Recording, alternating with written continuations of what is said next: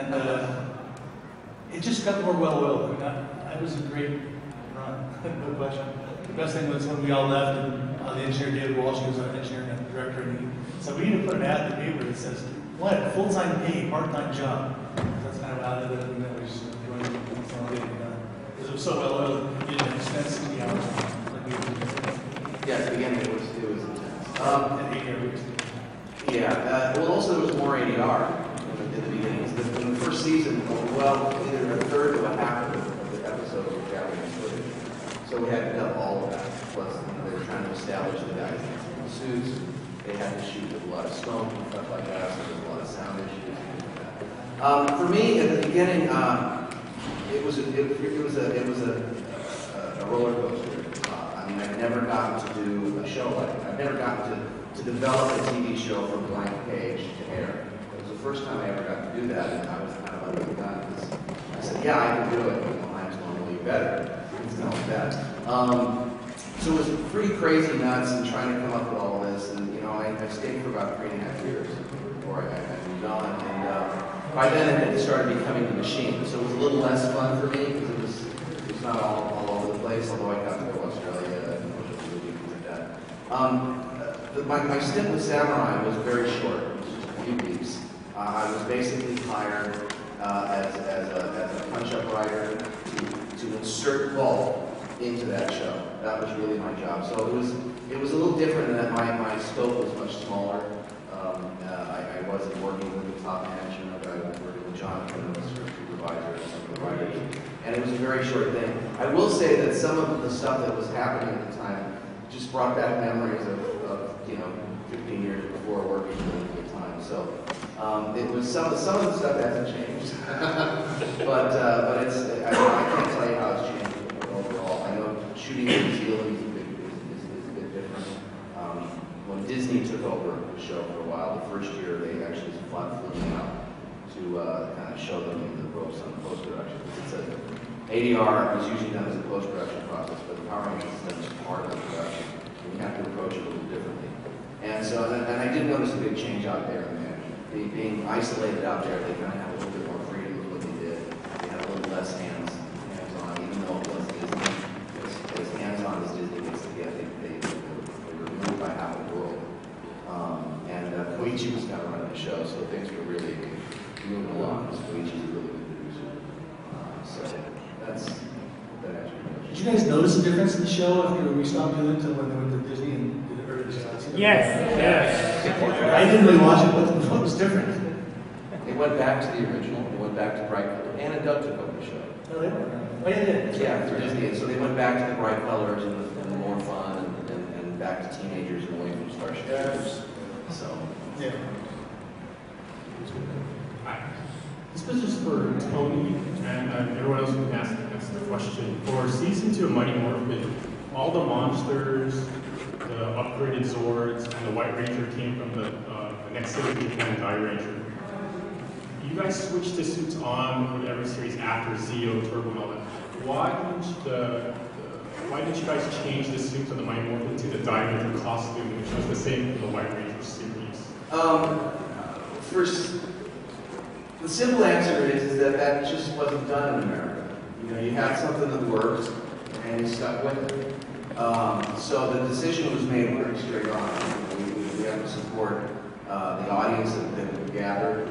We don't want to change things too much because in the United States at the time, you didn't change stuff every year. You kept consistent.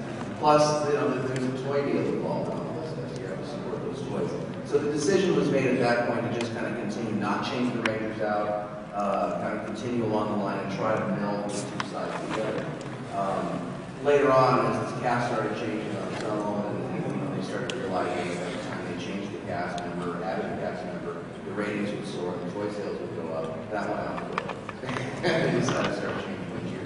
Plus, it got for the writers and the directors, it gets a whole lot more difficult to try to blend footage from one series with costumes from another, and you end up shooting a lot more, which costs more money. And so it was just, it was an attempt at the beginning, but once we realized that we didn't need to do that, that's when we stopped.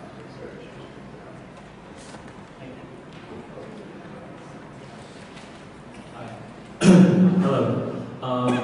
For an aspiring filmmaker or team who wants to develop a show, what is, as a writer and cast member of the production team, what is your biggest advice or something that you wish you knew before working on Power Rangers, like to give advice to other people who would like to do something similar someday? Don't do it yet in your career. Get out. Actually, the most filmmaker among us. Yeah, I came, my background is films. Power Rangers was the first TV I knew I'm a producer, but write a script. If you write a good script, if you guys, you control everything. You can get yourself on as a producer or director sometimes.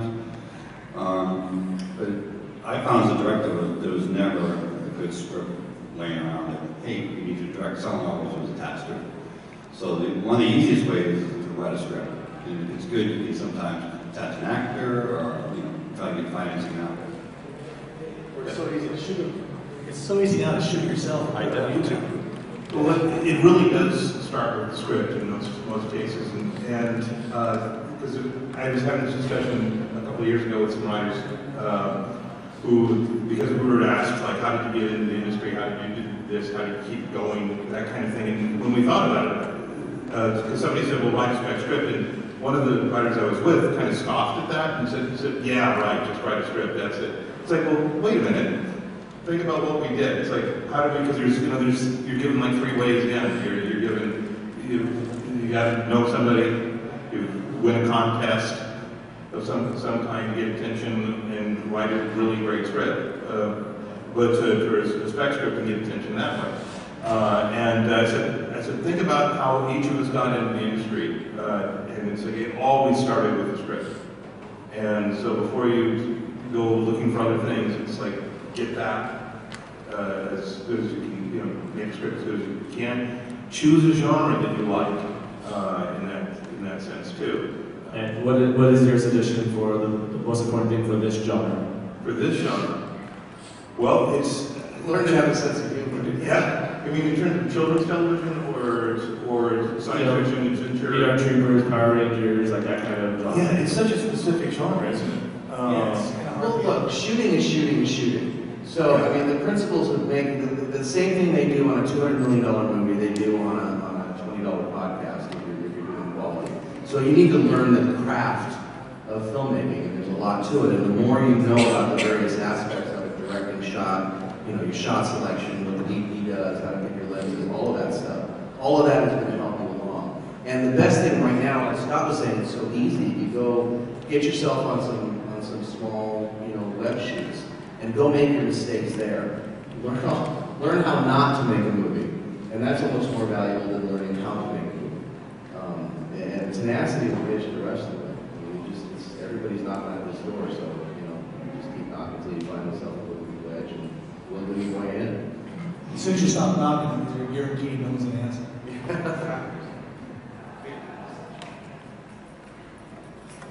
Hello.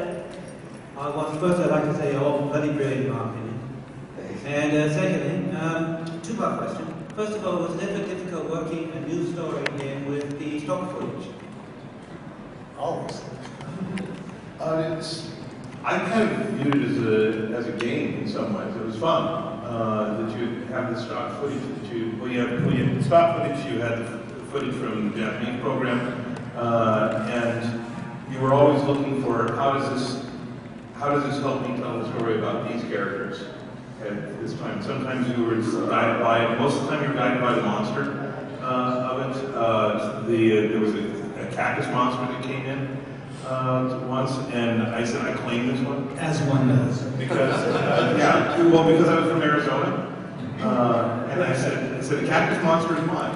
And that became the Wild West Rangers.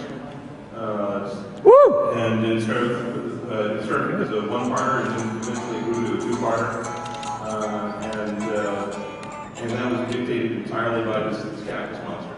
So the ideas came in part from the monsters themselves. To me, that was part of the difficulty and the challenge, because you wanted to have this monster, but you have the story, and you need to relate the two together. And hopefully a clever and funny way, because we not only had to be an action show, we also had to be funny. To me, that was part of the fun, was kind of figuring out the puzzle out. that was sometimes hard. China last year, that was impossible. Yeah. Next to impossible for